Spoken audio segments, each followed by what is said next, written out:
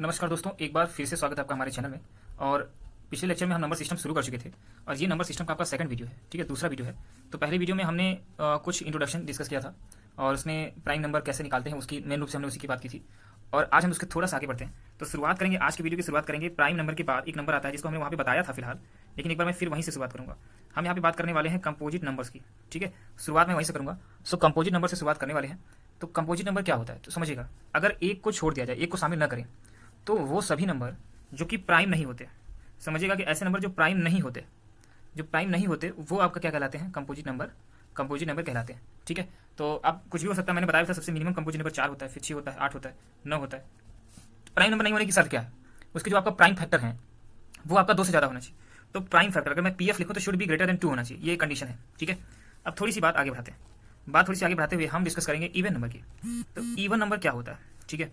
तो even number समझने के लिए सीधी सी बात है कि दो सबसे छोटा इवन नंबर होता है, कहने का मतलब जो संख्याएं 2 से कंप्लीटली डिविजिबल हो जाती है उनको हम इवन नंबर बोलते हैं।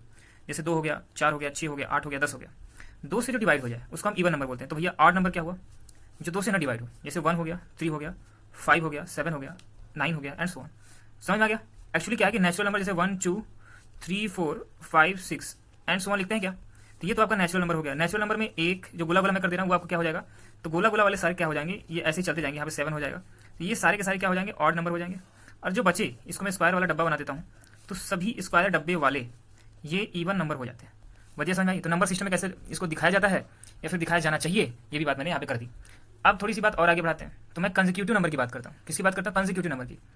तो कंसेक्यूटिव नंबर में प्रॉब्लम ये है, या फिर ये कहिए कि इसको पढ़ना ही क्यों है, ये कोई भी अजीब टाइप का नंबर नहीं है।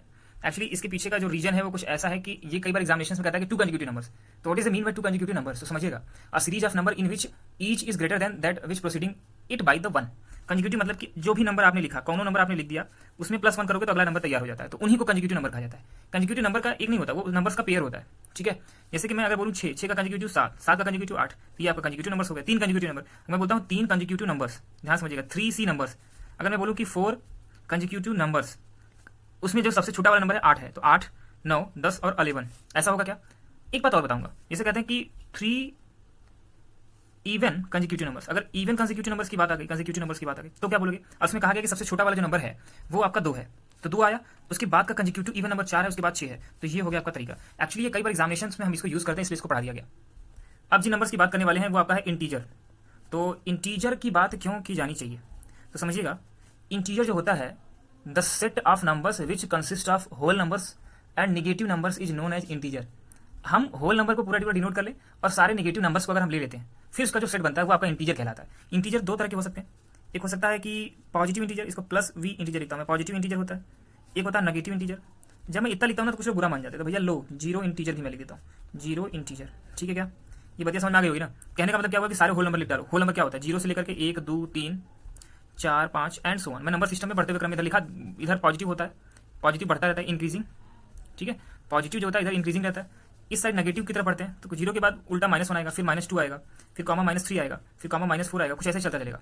तो हम अगर नेगेटिव को भी, पॉजिटिव को भी और 0 को भी सबको शामिल कर ले तो ये आपका इंटीजर कहलाता है। सही है। कई बार एग्जामिनेशन में आता है, बच्चे खूब कंफ्यूज होते हैं इंटीजर में, ठीक है।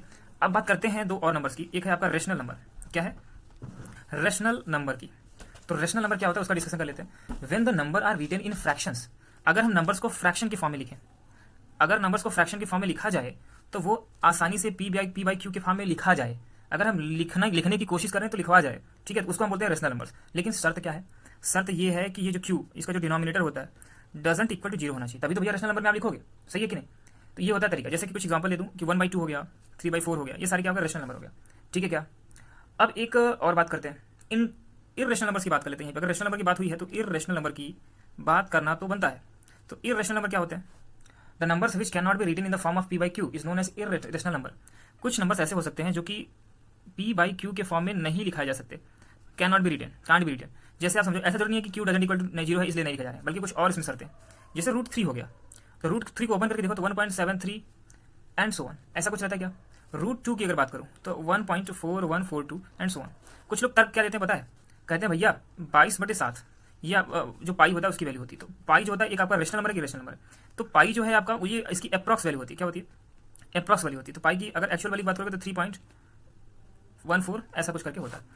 क्या भैया ये कंटिन्यूसली क्या कट गया क्या नहीं कटा ना, तो जब पूरा नहीं कटा इसका डेसिमल चलता ही जा रहा है, तो ऐसे नंबर्स को हम क्या कहते हैं, अप्रॉक्स। अगर हम बात करें तो 22 बटे 7 जरूर होता है, लेकिन ये भी एक इरेशनल नंबर में आता है, ठीक है। अब बात करते हैं रियल नंबर की, रियल और इमेजिनरी नंबर्स, क्योंकि आप जानते हैं इमेजिनरी की वजह से कॉम्प्लेक्स नंबर आ जाता है। सो हम बात करने वाले थे रियल नंबर्स की, शुरुआत करेंगे यहाँ से। रियल नंबर्स, मैंने अभी दो बातें बताई थी, रेशनल और इरेशनल। तो अब रियल नंबर्स की अगर डिस्कशन करें तो रियल नंबर, अगर रेशनल नंबर प्लस अगर इरेशनल नंबर, दोनों ही नंबर्स को अगर मिक्स कर दिया जाए तो ठीक है, अगर आर प्लस आई आर, ये दोनों नंबर्स को अगर मैं इंक्लूड कर दूं तो पूरा जो एक सेट बनता है, सेट ऑफ नंबर बनता है, तो उसको हम रियल नंबर बोलते हैं। क्या बोलते हैं? रियल नंबर बोलते हैं। अब एक होता है इमेजिनरी नंबर, ठीक है, वो आपका मैं इस बेसिक मैथमेटिक्स में नहीं पढ़ाने वाला, क्योंकि ये आपका टॉपिक हो जाता है आपका कॉम्प्लेक्स नंबर्स का। कॉम्प्लेक्स एक बहुत बड़ा टॉपिक है, इसमें अच्छी खासी चीज़ें पढ़ी जा सकती है, आयोटा वगैरह आता है। एक्चुअली रियल टर्म आता है और इमेजिनरी टर्म आता है, और उसको आई के साथ उसको अलग करते हैं, तो बड़ा अच्छा टर्म है, ठीक है। तो इसको हम जब मैथमेटिक्स का थोड़ा और हायर लेवल पढ़ाएंगे तब उसमें हम देखेंगे, ठीक है। फिलहाल अब एक सिंप्लीफिकेशन देखते हैं, ठीक है। आज का एक लास्ट टॉपिक हम पढ़ेंगे कि rule of simplification. Number system में सबसे पहला क्वेश्चन जो आपका आता है, इसमें खूब बच्चे गलतियां करते हैं, तो रूल ऑफ सिंप्लीफिकेशन से शुरुआत करेंगे नंबर सिस्टम के कुछ क्वेश्चंस की, ठीक है। तो कैसे क्वेश्चन आपसे एक्चुअली पूछे जाते हैं, उन सब बातों की डिस्कशन करेंगे। तो भैया देखो, इसमें एक रूल होता है, जैसे कि कोई भी बहुत बड़ा एक्सप्रेशन दिया गया है, ठीक है, जैसे मैं 1 डिवाइड्स बाई 7 बाई, इसको मैं 3/7 लिख देता हूँ, अच्छा रहेगा, एक फैक्टर बन जाएगा। ऑफ, यहाँ पे ऑफ भी आ गया, फिर मैं लिखता हूँ 6 + 8, फिर मैं लिखता हूँ मल्टीप्लाई बाई 3 - 2 बार, ठीक है। फिर मैं ब्रैकेट बंद कर देता हूँ, प्लस, फिर इसका ब्रैकेट के अंदर 1/5, ठीक है, फिर प्लस 7/25, फिर माइनस, फिर यहाँ पे थोड़ा सा मैं इसके आगे ही लिख रहा हूँ, ध्यान दीजिएगा, 3/7 प्लस 8/14, फिर यहाँ पे मैंने मिडिल ब्रैकेट लगाया, फिर यहाँ पे क्लोज ब्रैकेट यहाँ पे क्लोज कर दिया, बड़ा वाला ब्रैकेट बिग ब्रैकेट क्लोज कर दिया।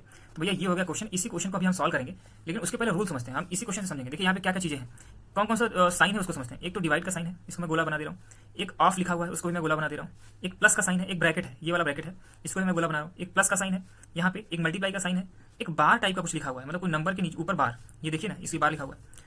अब इसी तरह से एक प्लस का साइन फिर से है, फिर प्लस का साइन, फिर माइनस का साइन, तो माइनस का साइन भी तो होता ही है ना भाई। और एक आपका बिग ब्रैकेट होता है, बड़ा वाला ब्रैकेट होता है, एक आपका करली ब्रैकेट होता है, इसको स्मॉल ब्रैकेट या करली ब्रैकेट बोलते हैं। इतनी तरह की चीजें दी गई हैं, ठीक है। अब अगर इस रूल को समझ लें कि भैया किसको प्रायोरिटी दें, ठीक है, हमको एक्चुअली करना क्या है कि प्रायोरिटी बेस्ड डिसाइड करना है। तो सबसे पहले समझिए कि सिंप्लीफिकेशन के लिए पहला रूल ये होता है, स्टेप नंबर 1, मैं इसको रूल या स्टेप नंबर 1 लिखता हूँ। स्टेप नंबर ये है 1 ये है कि अगर कोई बार दिया रहे, ये जो ऊपर लगा है ना नंबर के ऊपर ये लिखा हुआ है ना, सबसे पहले उसको सॉल्व करो, ठीक है। कोई बार दिया रहे, इसको थोड़ा सा कुछ स्मार्ट लोग विनकुलम बोलते हैं, ठीक है। तो बार या विनकुलम बातें एक ही हैं, इसको सबसे पहले आप सॉल्व करिए, सबसे पहले सॉल्व करना है। फिर दूसरा स्टेप नंबर 2 क्या है कि अगर बार सॉल्व हो चुका है तो आप ब्रैकेट को सॉल्व करिए, ठीक है। ब्रैकेट स्मॉल ब्रैकेट हो सकता है, मिडिल ब्रैकेट हो सकता है और बिग ब्रैकेट हो सकता है। तो सबसे पहले प्रायोरिटी किसको देंगे? स्मॉल ब्रैकेट सबसे पहले, फिर आपका मिडिल ब्रैकेट, फिर इसके बाद बड़ा ब्रैकेट। ये होता है आपका सीक्वेंस इसमें।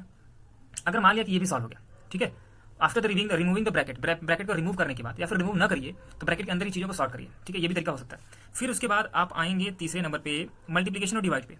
तो डिवीजन कह सकते हैं, फिर उसके बाद आपका मल्टीप्लीकेशन, ठीक है, मल्टी MULTY तो मैं पूरी स्पेलिंग नहीं लिखता। फिर उसके बाद आपका एडिशन को भी मैं ऐसे ही लिख देता हूँ, और उसके बाद आपका सब्सट्रैक्शन को भी ऐसे लिख देता हूँ।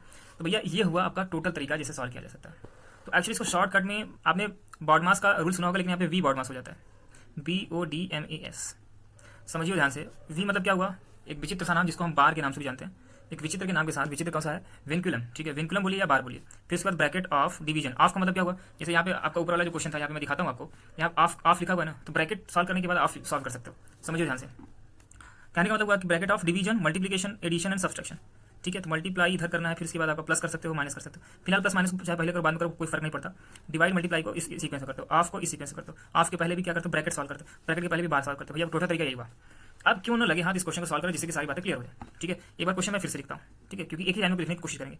1 डिवाइड बाई 3/7, मैंने लिखा 1 डिवाइड बाई 3/7 ऑफ लिख दिया। इसके बाद यहाँ पे मैंने लिखा 6 प्लस 8 मल्टीप्लाई बाई 3 - 2, और 3 - 2 के ऊपर बार है, स्मॉल ब्रैकेट, फिर प्लस इधर बिग ब्रैकेट लगाया। फिर मैंने लिखा 1/5 प्लस 7/25 मैंने लिखा, ठीक है। फिर माइनस ये मैंने लिखा 3/7 लिख दिया। फिर उसके बाद प्लस 8/14 लिख दिया। स्मॉल ब्रैकेट यहाँ पे मैंने लगा दिया। सो अगला स्टेप में मैंने बताया था सबसे पहले कि आपको क्या सॉल्व करना है, बार, ठीक है, विनकुलम सॉल्व करना है। तो भैया देखो, बार में 3 - 2 करोगे तो 1 आएगा, और 8 का 1 में मल्टीप्लाई करोगे तो 8 + 1 कितना, 8 1 कितना होता है 8, 8 + 6 ये हो जाएगा, ठीक है।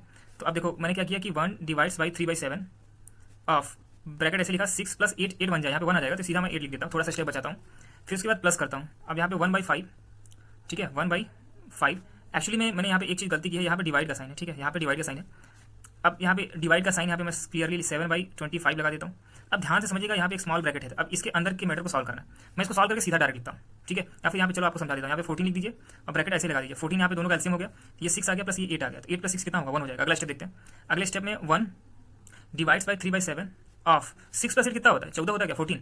ब्रैकेट मैंने सॉल्व, मैं ब्रैकेट सॉल्व कर रहा हूँ। दूसरा जो स्टेप था क्या था? वी बॉड मास में बी था ब्रैकेट, तो सारे ब्रैकेट को सॉल्व करो प्लस अब छोटा बड़ा वाला ब्रैकेट अभी लगा दो। अब इसको सॉल्व करने की कोशिश करिएगा। 6 + 8 कितना होता है? 14।